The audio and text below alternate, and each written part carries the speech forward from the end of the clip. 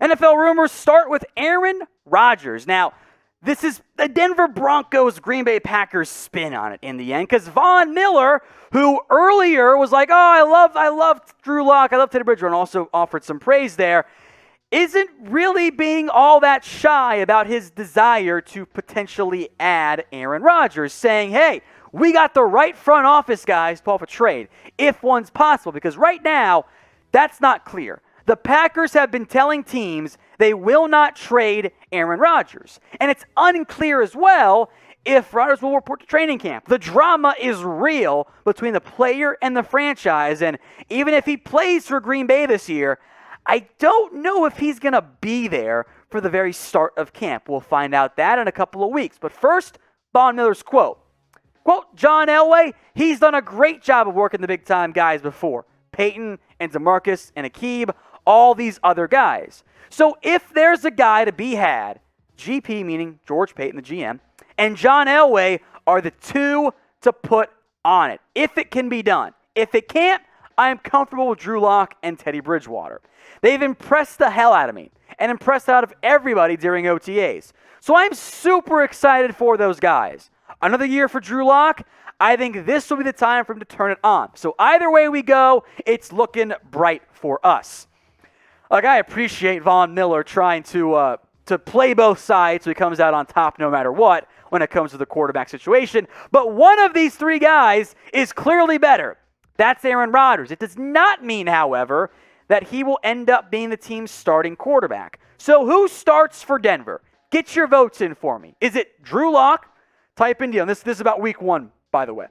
TB for Teddy Bridgewater or AR for Aaron Rodgers. Get your votes in right now.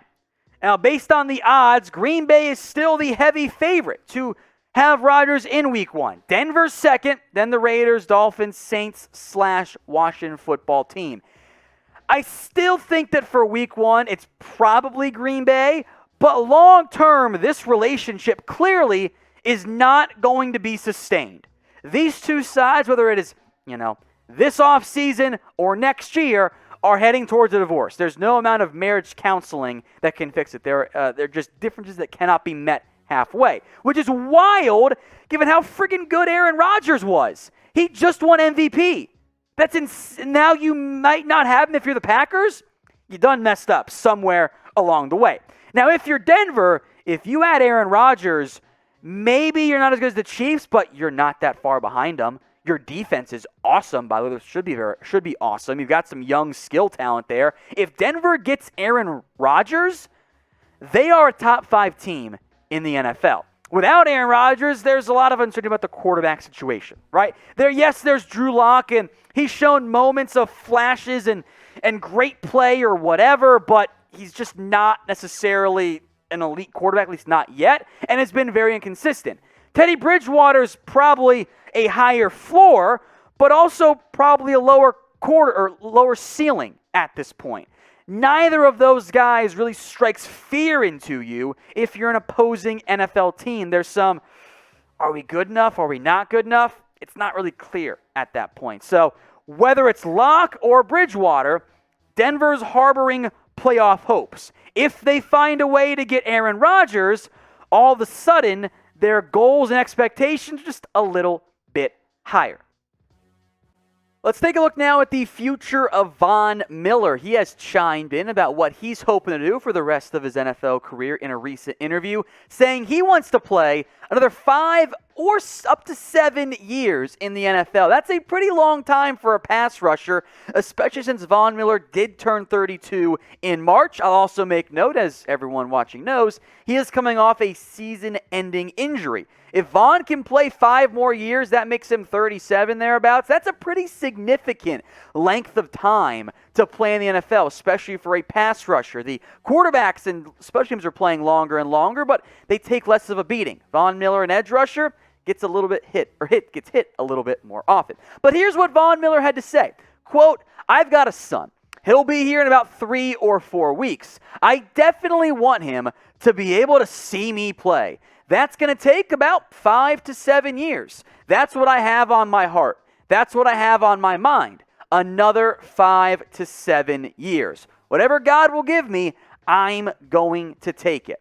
Now, I actually like a lot the rationale, the reasoning there for Von Miller. And I think everyone, especially Denver fans, cheering for that to end up being the case. Although, I will make note, at his age, there is the possibility that Von Miller goes the way many franchise greats, not just specifically Denver, but like Emmitt Smith, for example. At the back end of their careers, players often reach the point where they want to keep playing, but the franchise might not feel the same way. Colts did it with Peyton Manning, which of course ended up benefiting Denver. So what do you guys think? How many more years will Von Miller play, acknowledging that Denver might not be the only team he ends up playing for the rest of his career? Get your votes in for me in the comment section. Specify how many years you think Von Miller has left in the tank. Now, of course, acknowledging Miller missed all of 2020 due to that tendon tear that really hurt Denver, the player has still been awesome. Even in a more quote-unquote down year in 2019, he still put up 8 sacks. That's a career year for many pass rushers out there in the NFL. 2018, 14.5, right? Great success previously. In that 2019 campaign, 10 tackles for loss, 8 sacks, 2 pass breakups. Even if Von Miller isn't quite peak Von Miller anymore, which I think at this point in his NFL career, we should probably accept the fact that he's not the best pass rusher anymore. Still great. We'll still probably get some Pro Bowl, at least buzz, given how well the Pro Bowl actually works. I don't know if he's going to be peak Von Miller anymore. And Denver also has to face this going forward. How much is he worth? Now, that will be determined by how well he puts it. Like, if Von Miller puts up like 15 sacks this year, even just 10 sacks, he's going to command massive money on the open market. And for Von Miller, it's not just about him, for the Broncos specifically.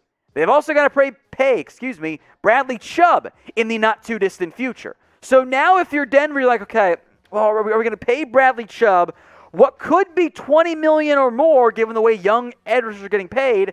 Do we want to pay Von Miller? Let's just say conservatively $15 million? That's a lot of money to invest in a pair of edge rushers. So Denver's got a decision to make after this season. I believe Von Miller will play beyond this upcoming year and might even approach that 5 to 7 year mark.